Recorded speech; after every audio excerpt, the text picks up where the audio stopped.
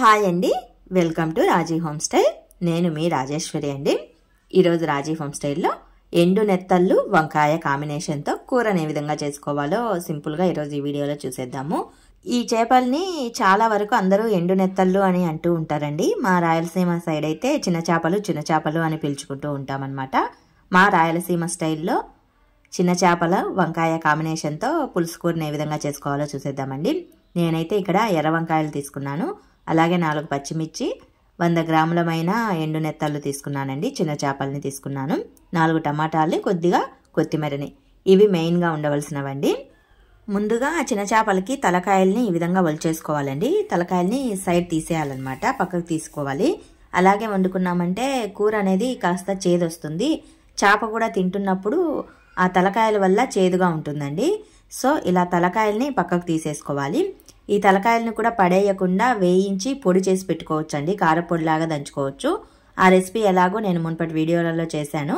ఎండు చేపల తలకాయలతో కారపొడిని ఆ వీడియో లింక్ డిస్క్రిప్షన్లో ఇస్తాను, చూసి చేసుకోండి. ఏంటంటే వేస్ట్ ఆఫ్గా చేప తలకాయలని పడేయకోకుండా అలా కారపొడి చేసి పెట్టుకోవచ్చు. తలకాయలన్నీ ఒలిచేసుకున్న తర్వాత స్టవ్ పైన ఒక పాత పెన్నం పెట్టేసుకోండి, వాసన వస్తుంది లేకపోతే. దాంట్లో కొద్దిగా ఆయిల్ని వేసుకొని ఈ చిన్న చేపల్ని ఇలా దోరగా వేపుకోవాలి.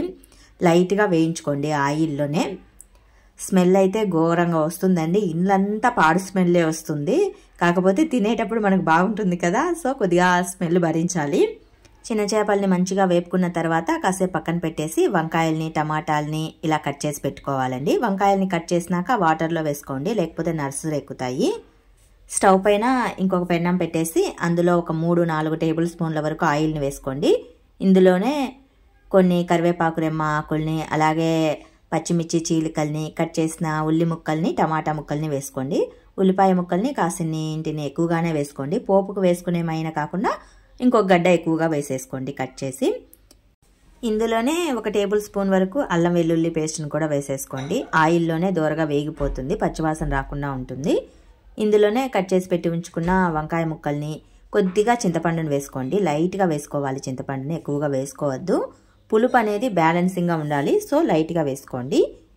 ఇందులోనే కాస్తంత ఉప్పు, కాస్తంత పసుపు కూడా వేసేసుకొని స్టవ్ని మీడియం ఫ్లేమ్లోకి టర్న్ చేసుకొని వీటిని అన్నింటినీ కాసేపు వేగనివ్వండి.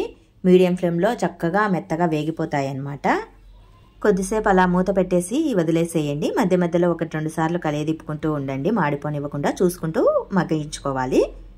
వంకాయ అనేది 50-70% వరకు మగ్గిన తర్వాత ఇందులో ఒక 2 టేబుల్ స్పూన్ల వరకు ధనియా పౌడర్ని యాడ్ చేసుకోవాలి. అలాగే మనం ఎంత కారం తినగలమో చూసుకొని 1.5 టేబుల్ స్పూన్ వరకు చిల్లీ పౌడర్ని వేయించి పక్కన పెట్టి ఉంచుకున్న చిన్న చేపల్ని వేసేసుకొని చక్కగా కలియదిప్పేసుకొని కాసిన్ని వాటర్ని యాడ్ చేసుకోండి. మరి ఎక్కువసేపు ఇవన్నీ ఉడకాల్సిన అవసరం లేదు. లైట్గా ఒక 5 మినిట్స్ పాటు ఉడికితే సరిపోతుందండి. ఆల్రెడీ వంకాయ అనేది వేగిపోయింది, మగ్గిపోయింది. సో కారం, ధనియా పౌడర్ అనేది వంకాయకి, టమాటాకి, చిన్న చేపలకి పట్టే విధంగా ఉడికించుకుంటే సరిపోతుంది. కొద్దిసేపటి తర్వాత ఆయిల్ అనేది ఇలా పైకి తేలుతూ ఉంటుందండి. ఆ స్టేజ్లో ఉన్నప్పుడు కాస్త కొత్తిమీరని యాడ్ చేసేసుకొని స్టవ్ను ఆఫ్ చేసుకుంటే సరిపోతుంది. ఇంతేనండి, సింపుల్గా ఎండు నెత్తళ్ళు వంకాయ కాంబినేషన్తో కూర ప్రిపేర్ చేసుకునే పద్ధతి అండి. రాయలసీమ స్టైల్లో నేను చేశాను, చాలా బాగా ఉంటుందండి. పిల్లలు కూడా చాలా ఇష్టంగా తింటారు. కొద్దిగా వేడివేడి రైస్లో ఈ కూరని వేసుకొని కలుపుకొని తింటే కనుక స్వర్గంలో ఉన్నట్లు ఉంటుందండి, అంత బాగుంటుంది. మా రాయలసీమ సైడ్ అయితే ఎక్కువగా రాగి సంగట్లోకి ఈ కూరని చేసుకుంటూ ఉంటారండి. ఆ కాంబినేషన్ కూడా చాలా బాగుంటుంది. మా పిల్లలు ఏంటంటే సంగటి సరిగ్గా తినరు, సో రైస్ పెట్టాను. సంగట్లోకి అయితే సూపర్గా ఉంటుంది.